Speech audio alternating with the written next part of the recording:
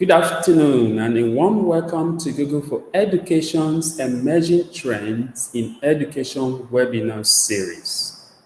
In today's session, we take a look at bringing computational thinking to your school with Google for Education.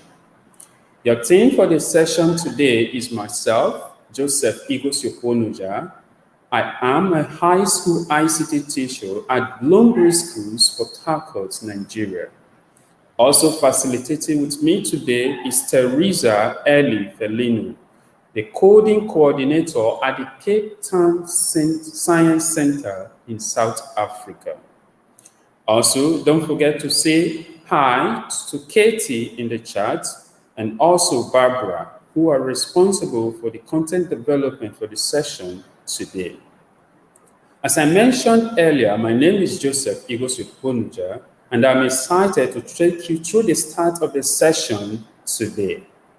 Before we go further, we would like to say a big thank you to our partners, Open Network, Snapify Education, and MKB Nigeria Consulting for content creation, organization, and marketing of this webinar session. These are the 8 emerging trends in education that have been identified by Google. And today's session will take a look at computational thinking and all that this educational trend has to offer. Can you imagine a world with a literacy rate of just 3%? What do we mean by this? Well, it means if there were 100 people in the world, only 3 of them could read and write.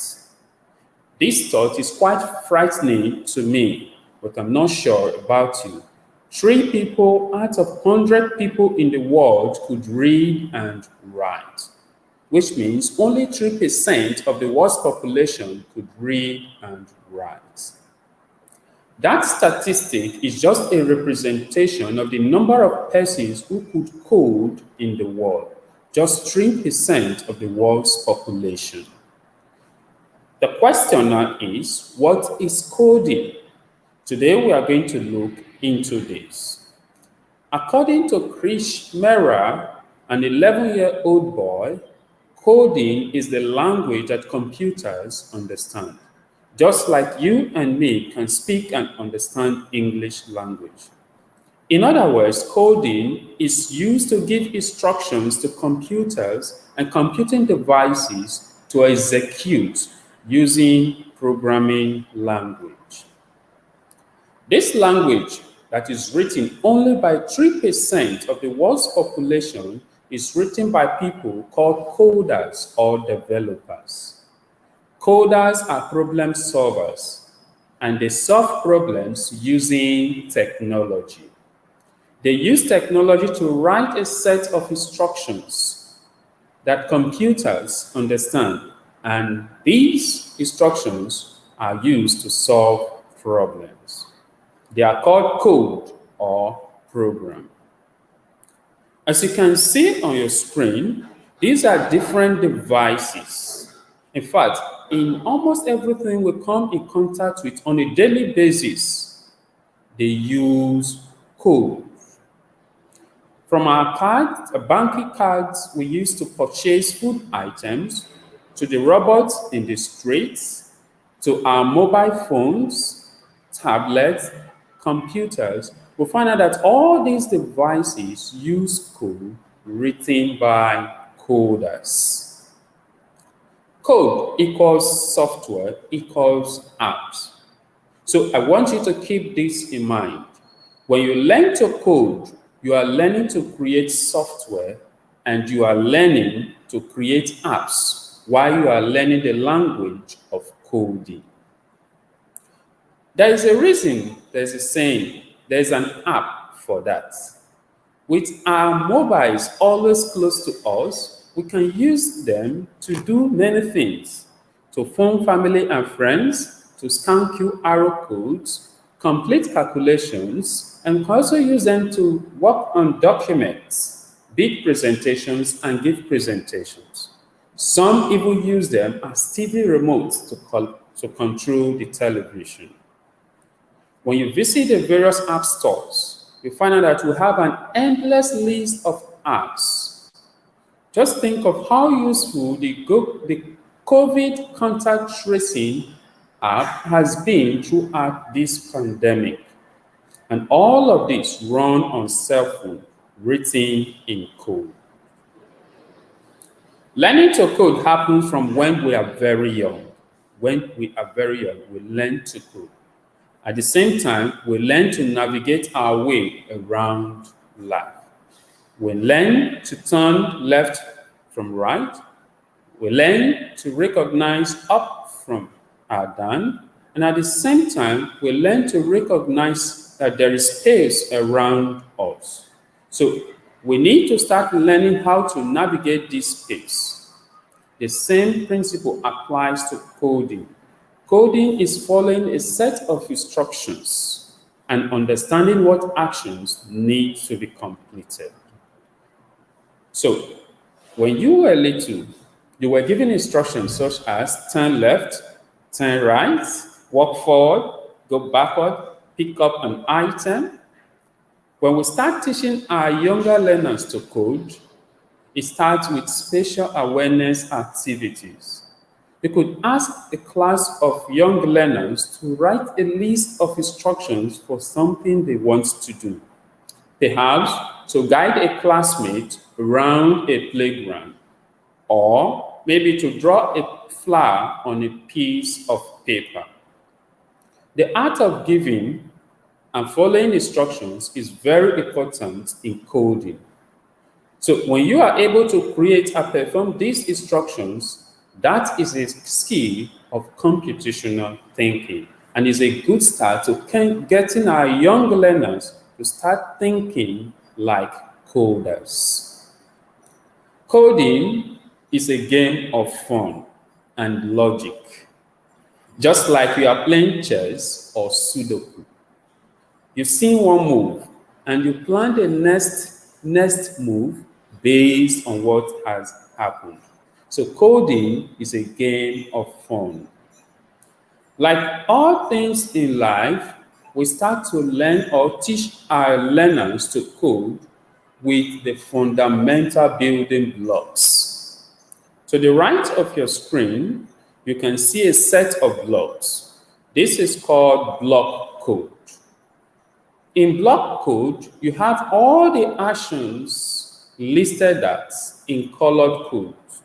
These actions could be directions, could be sounds, could be motions, could be color, or other sets of actions.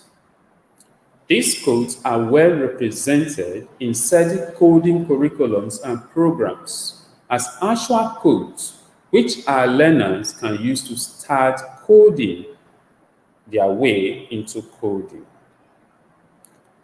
These block-based coding programs are great starters for us and our learners. They allow for a drag and drop system to create code. Learners just need to drag, drop these blocks in order to create a sequential order of blocks to create movements or actions. A lovely quote from the author of the book, Hello Ruby, is kids of today tap, swipe, and pinch their way through the world.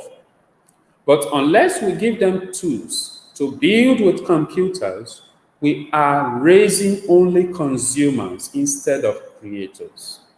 And this is the reason why we need to focus on helping our learners to build their computational thinking and coding skills. We don't want a world of consumers. We want a world of creators. And that takes us to the burning question for the day. What is computational thinking? Well, computational thinking is the ability to break a complex problem down into smaller manageable problems. Then build a set of instructions that will help solve these smaller manageable problems and later put them together to solve the complex problem we started with at the beginning. which means computational thinking is a problem-solving solution. There are 4 steps to the computational thinking process. The first step is the decomposition phase. Here we look at the complex problem we have and try to break it down into smaller problems. And the second phase is the pattern recognition phase. We find patterns within the smaller problems that we have. And once we are able to identify these patterns, this will allow us to solve them effectively. We may also start to see patterns in these problems and other problems that have already been solved. And this will help us to solve them more easily. The third phase is the abstraction phase. In this phase, we remove out details that are not necessary, details that will not help us solve the problems, the smaller problems that we have at hand. And we concentrate only on the important details that will help us solve the problems we have. And the final phase is the algorithm phase. In this phase, we create a step-by-step instruction for all the smaller problems that will help us to solve all of them, and then later put them together to solve the complex problem we started with. This step-by-step instruction called algorithms can be used by a computer or a person to solve the problem that we have. These skills are highly valuable to encouraging our learners to think differently, to think like coders.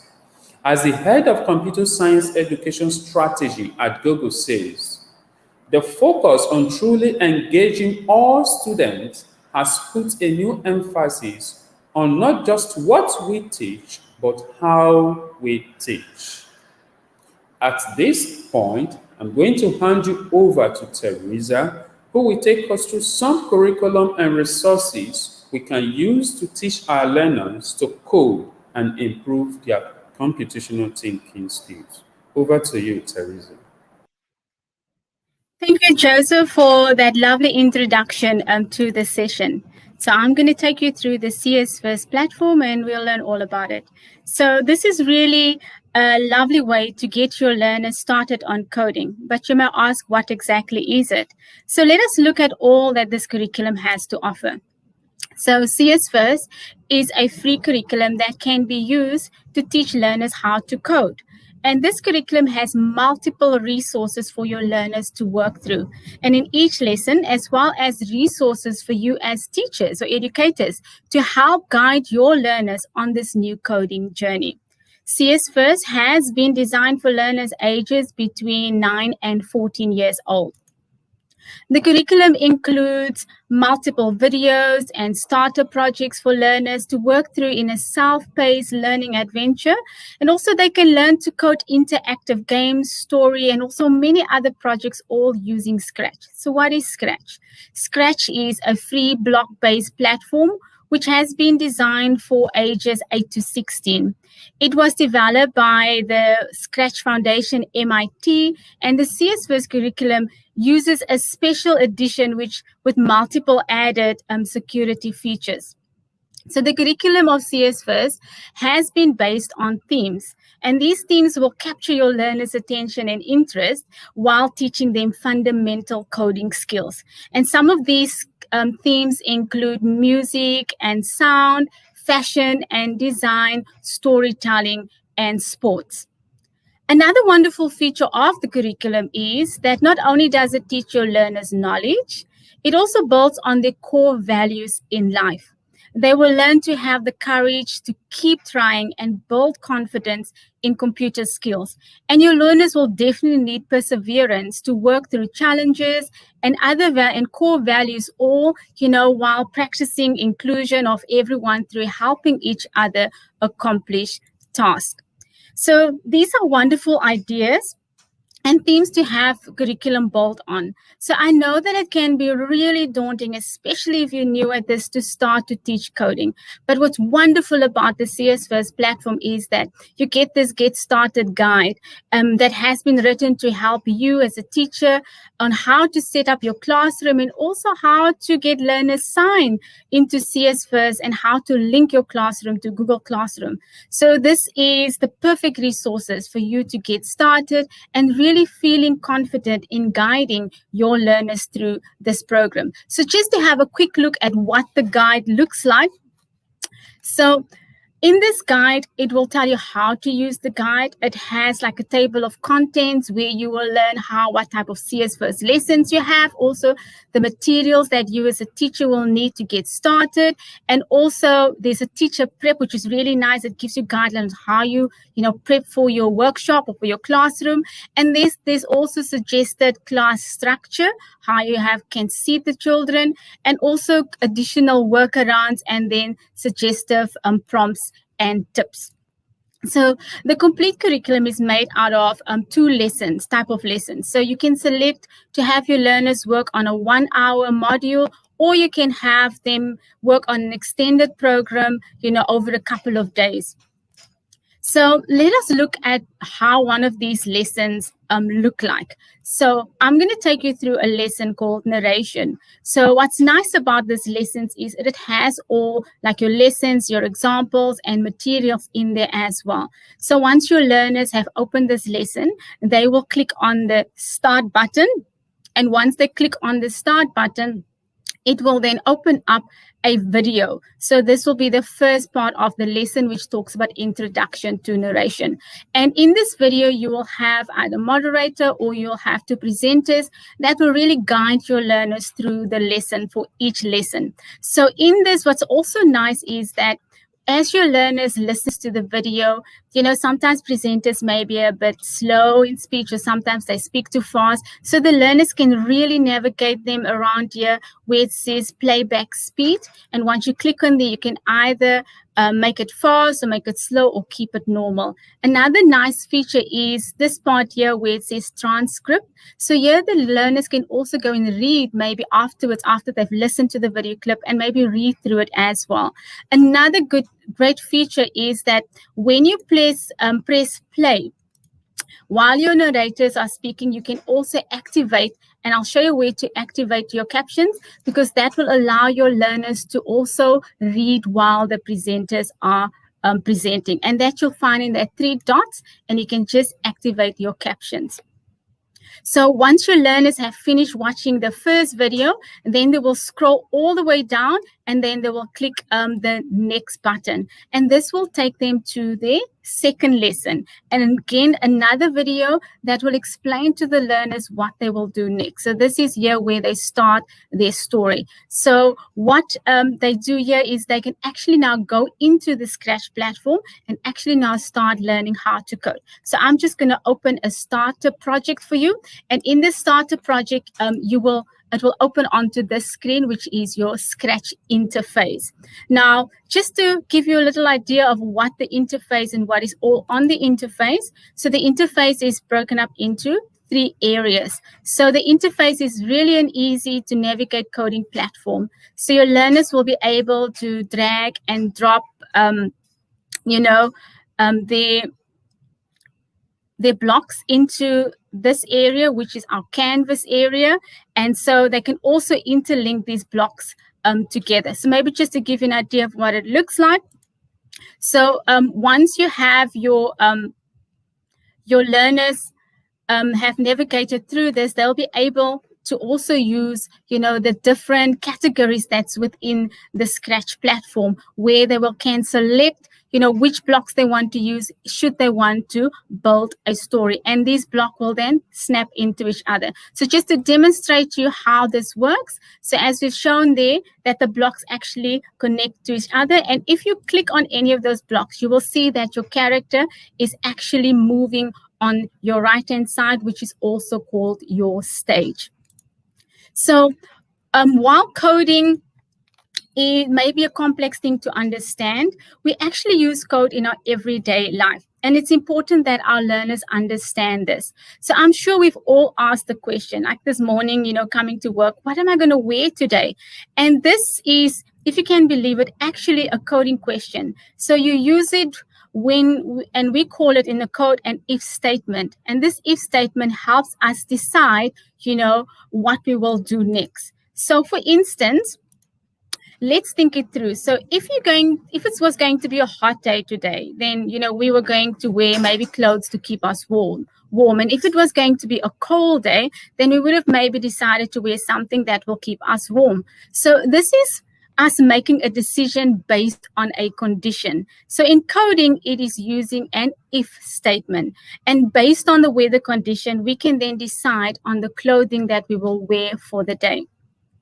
So some of us may be more experienced in this field.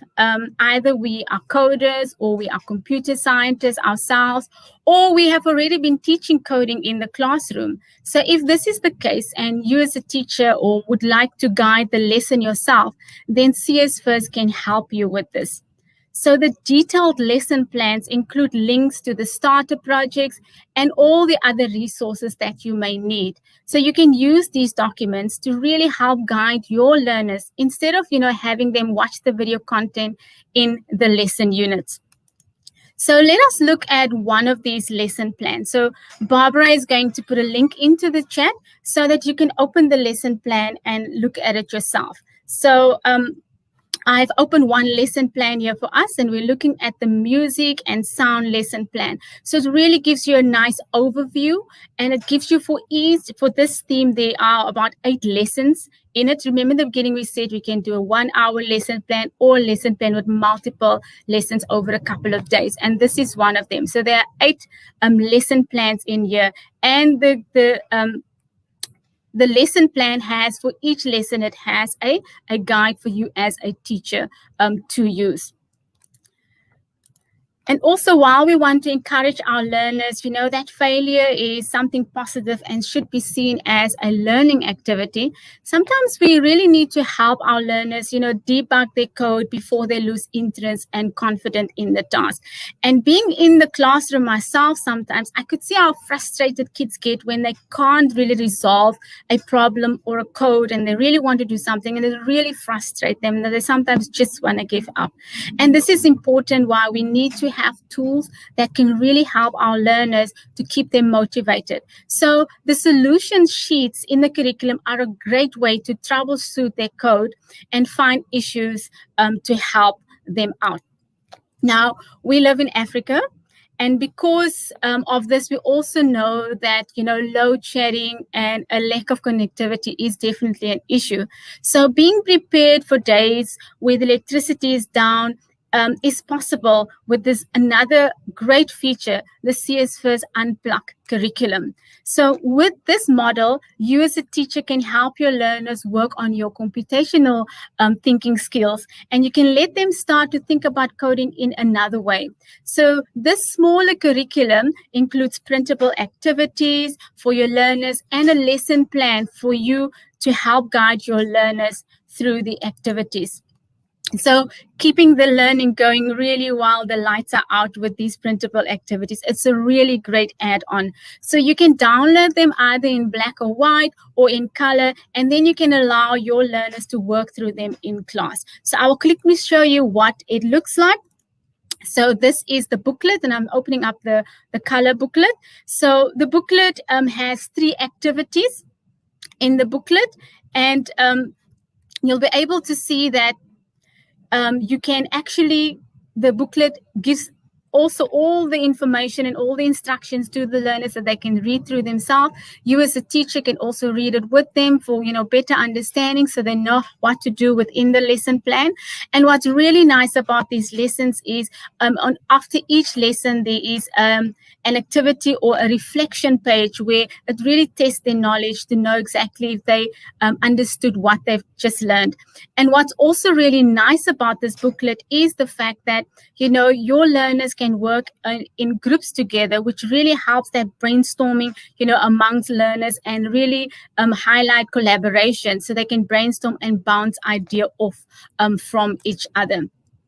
So it's really nice for you actually to have that book. So now that we have seen all the amazing resources available to us for this lessons, let us talk about incentivizing our learners throughout the lessons and the projects.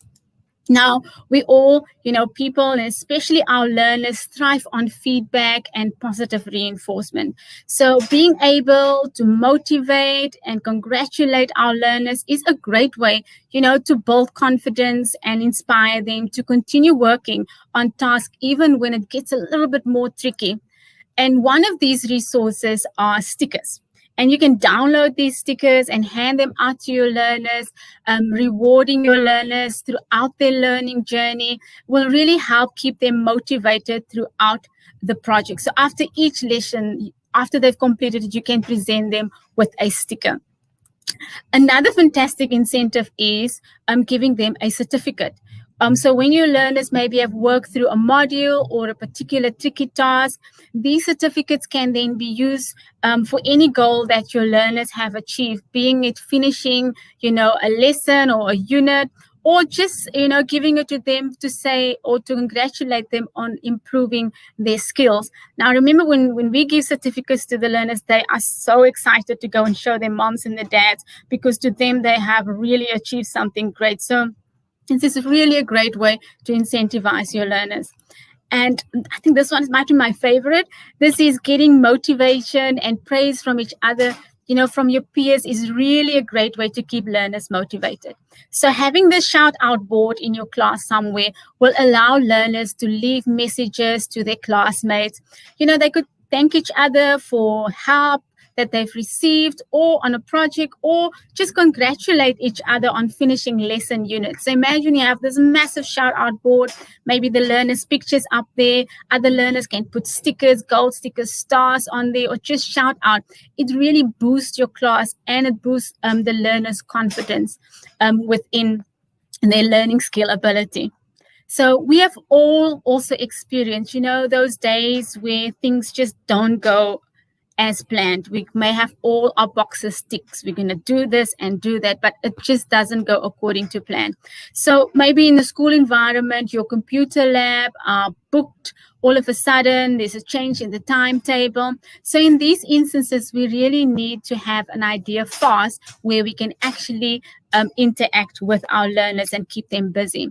And this is where the contingency plan document comes in very handy. So this is a one document that has been put together to help you think, of ideas. And there are a few alternative programs. For instance, if you are using Scratch and for that day maybe the internet is not stable, or the electricity is off, or you can't use, or it's too slow, then in this document you'll find some ideas maybe where you can use other programs to engage your children with.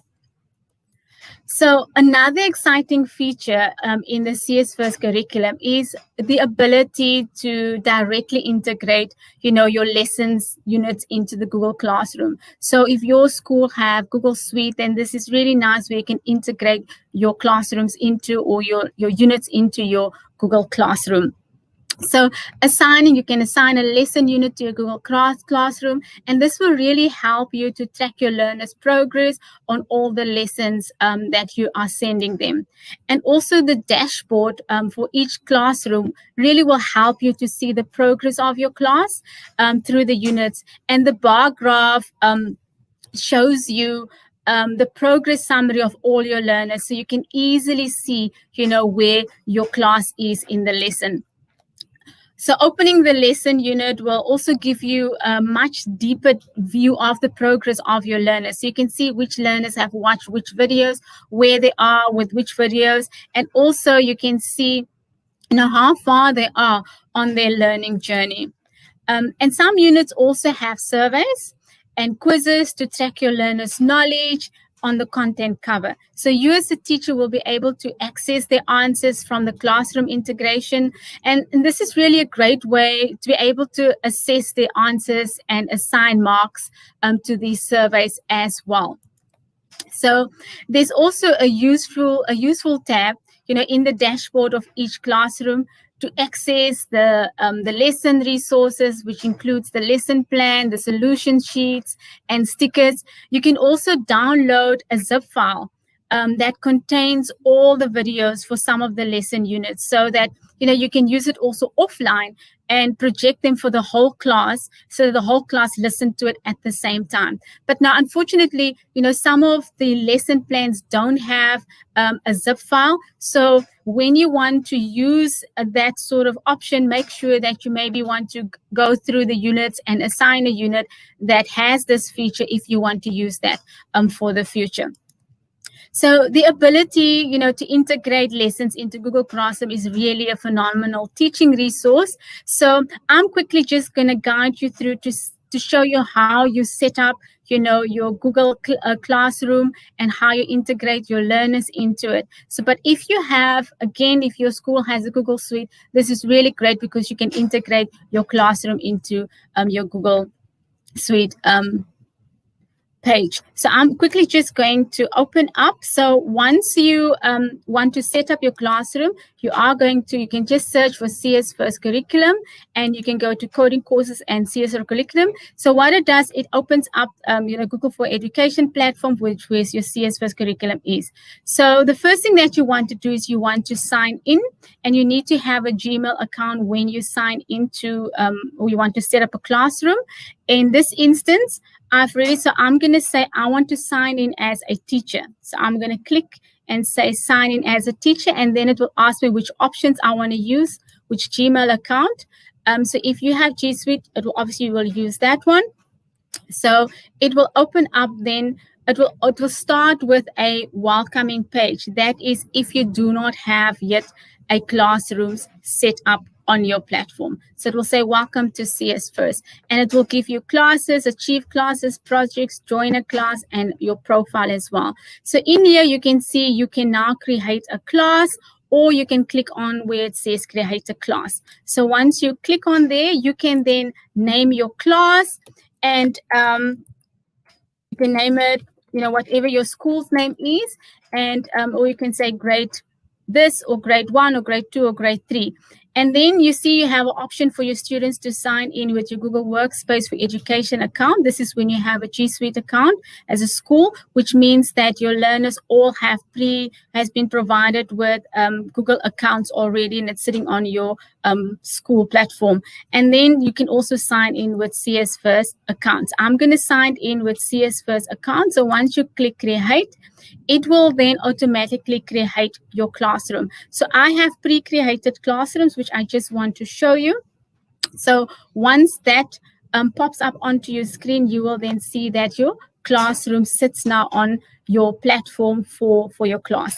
And you'll see that in there you'll have units. Here it shows that you haven't assigned a unit to your class, and this simply means a lesson that you can assign to your class. And when you click on people, you will also see that there's no students yet assigned to your class. So I'm quickly going to just show you how. So when you click on add students, it will add the students into your classroom. It will also print a sheet for you, or a document where you can then save that, where it will preempt a username and a password for your learners. So just to show you what it will look like, if I click on my dashboard, I will then just show you the classroom that I've created, or some of the classrooms that I've created. And I'm going to go into archive, and I will show you just some of the classes here. So once you I'm just going to move it back into the classroom so I can show you what it looks like once we have actually put in learners into our classroom. So you will be able to see, okay, on this one here, it still says test 2. So let's just quickly add class, because I think it wants me to add for you. So we're going to add a unit just to run quickly through it. It will bring up the curriculum, and then you can, let's say, add this one, characterization. These are the 1-hour lesson plans that you can add. And once you activate that, it will ask you where you want to add it into. I'm going to say maybe test class 1, and then it will now ask you to view your class. So now you'll be able to see that you have actually loaded that curriculum or that lesson plan into your classroom.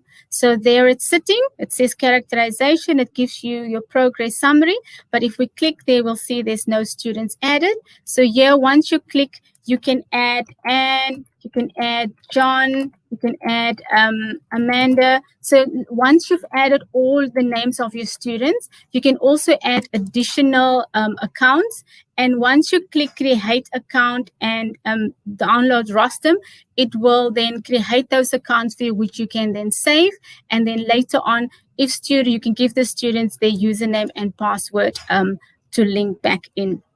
So this is a really nice feature for you to see. So once you have students in your classroom, you'll be able then to track their progress. You'll be able to see what videos they have watched. You'll be able to see the projects that they've submitted, as well as the survey results. So there's a really nice ways for you to track the progress of your students within the classroom.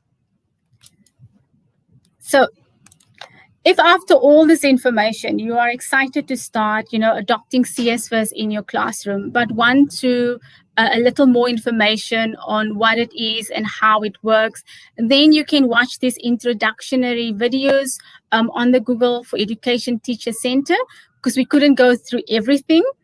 So this link, the link to this page has also been shared in the resources pack that we will share with you at the end of the session. So once your learners have worked through the wealth and the material available on the CS First curriculum, it is time maybe now to take them to the next steps. So they will have mastered their block-based coding and will have a good idea of creating logical pattern for solving problems and creating an action. So the question is maybe where to from there. Why not, as a teacher, you can look at blocky games. So this is a great next step for your from CS First. As through some basic games, it allows learners really to translate block-based code into JavaScript. So each of the games has a number of levels which progressively build your learners' knowledge of code. So once each level has been completed, the JavaScript of the code is then displayed so that your learners can start to understand, how blocks are translated into codes. So you can use the About page to understand the skills your learners will focus on through the games. And then you can also download the games as a zip file so that you can also allow your learners to play this offline. Now, your learners then may have learned the basics of block-based coding in CS First. They begin to understand JavaScript with blocky games. So they are ready maybe to learn JavaScript more in depth. And this is where we want to introduce Grasshopper. So Grasshopper is designed to help beginners learn the fundamental of JavaScript for free. So the lessons has been based or designed in small 5-minute sessions, which focuses on various uses of specific coding statements. So each level unlocks when the previous one has been completed. And learners can also stop at any time, and they can just jump straight back into where they left off, in their next session. So Grasshopper is available on a computer or a laptop or on a mobile phone or on a tablet. So you simply sign in with your Google account and you can access the coding content at the same place as you ended the last time on any device at any time. So the curriculum outline can be assessed from the homepage of the Grasshopper website. So it teaches your learners all about variables, functions, and so much more. And while the curriculum really focuses, on JavaScript for your learners will be able to transfer this knowledge also to learn other coding languages. So all the terms that you and your learners need to understand are explained in the glossary. And your learners can also access this glossary, from the website if they need to. But like the curriculum outline, unfortunately, is not available on your mobile app. So I would always encourage my learners, print it so that you have it in a file. You can always refer back to it when you need to. And then also, if you click on the Learn More button under the relevant term in the glossary, you'll be directed to a page that shows you how particular statements of code needs to be written. So this is also a great way to help your learners debug their code if something is not working correctly. Another way maybe also just to download it or keep it in a file for you to have handy. So coding and computational thinking are fundamental skills to STEM education and also 21st century learning. So I'm now going to hand back to Joseph, who will take us through a few aspects of STEM and STEAM education. Thank you. Thank you very much, Teresa. I'm so excited that you've taken us through all these amazing tools and resources for coding and computational skills. Here, you'll see STEM and STEAM education. These are new trends that are taking the educational world by storm. But the big questions are, what exactly are they, and how do they work in a physical or visual classroom? STEM is an acronym that stands for science, technology, engineering, and mathematics, while STEAM stands for science, technology, engineering, arts, and mathematics. Both of these educational models describe an integrated approach to learning. Education in the past used to be broken up into a variety of subjects, and the connection between these subjects was never the focus. So what STEM and STEAM education have done was it develop an integrated approach into these various subjects, bring them together, and show our learners how all these subjects link together through the real-life application of knowledge that they have gained from the various subjects, rather than just learning facts and regurgitating these facts. STEM and STEAM educational model are the driving force behind digital transformation today.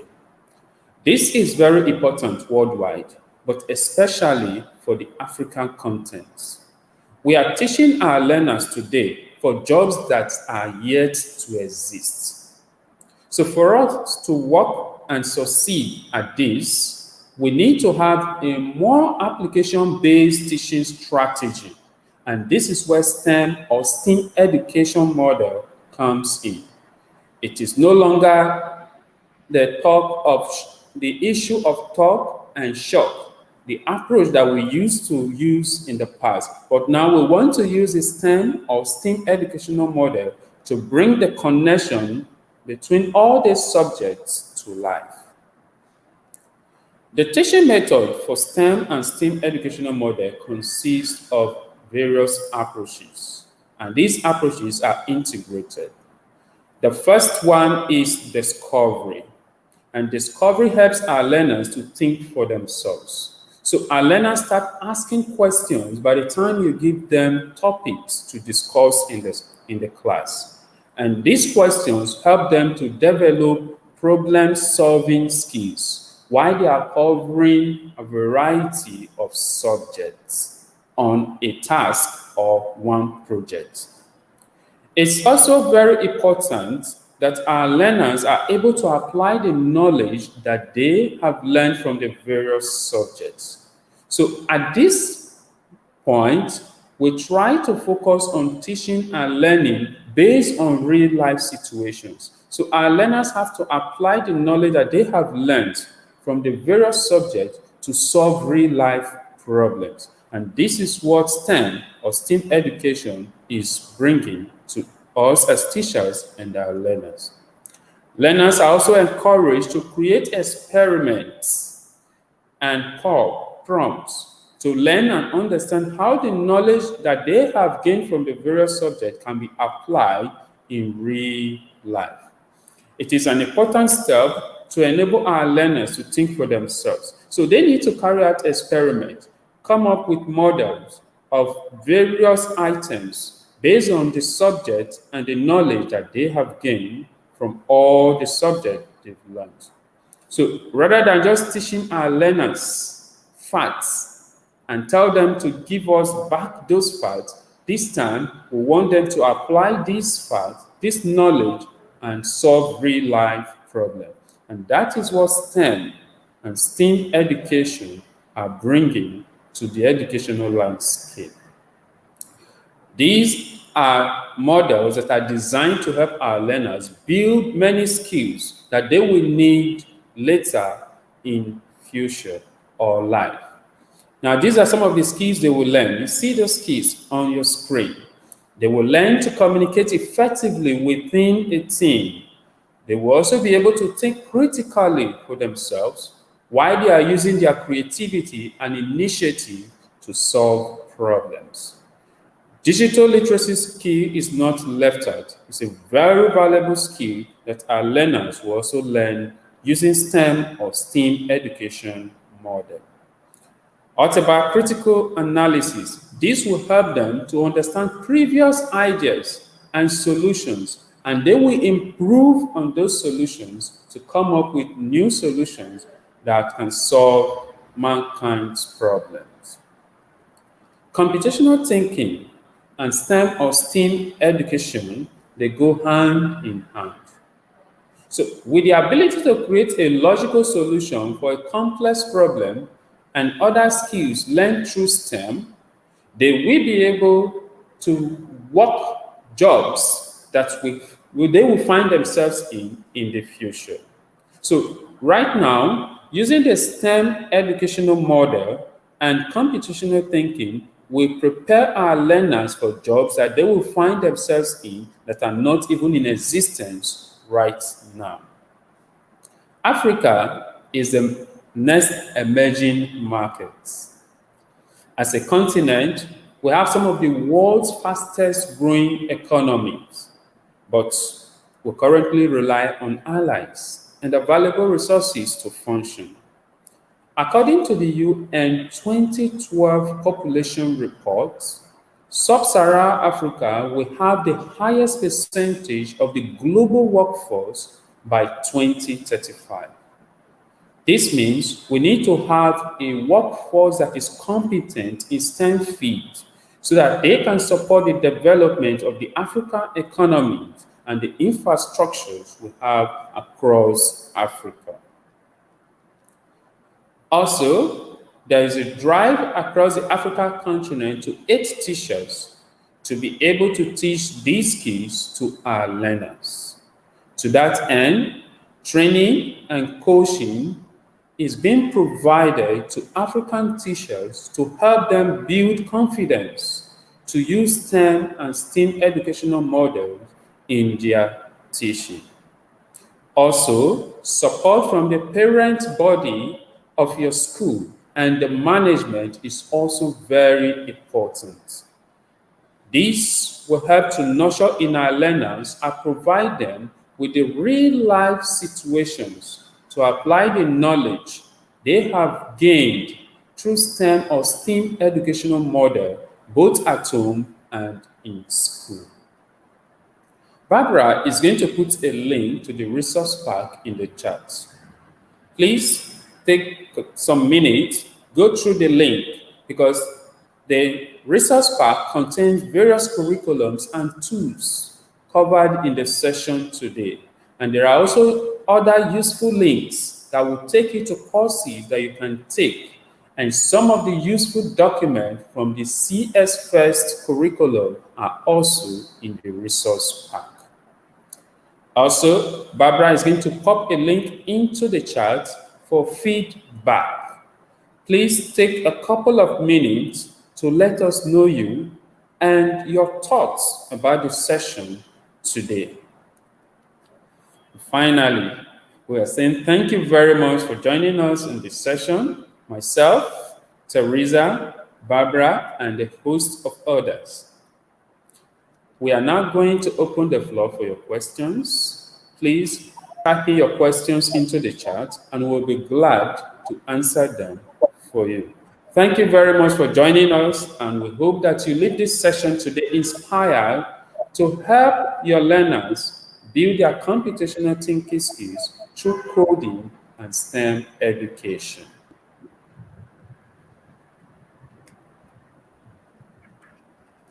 Your question, please.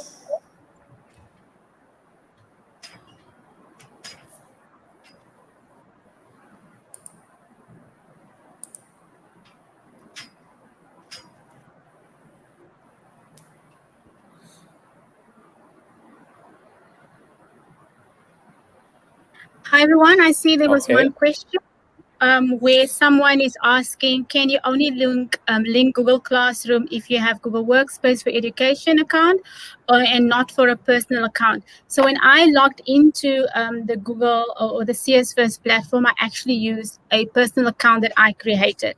So you would have seen I called it Coding Club, something like that. So you can use your Gmail account definitely to also log into the CS First platform and create your classrooms. That's I great. hope that Thanks, answers the Ted. question. Okay. Yes.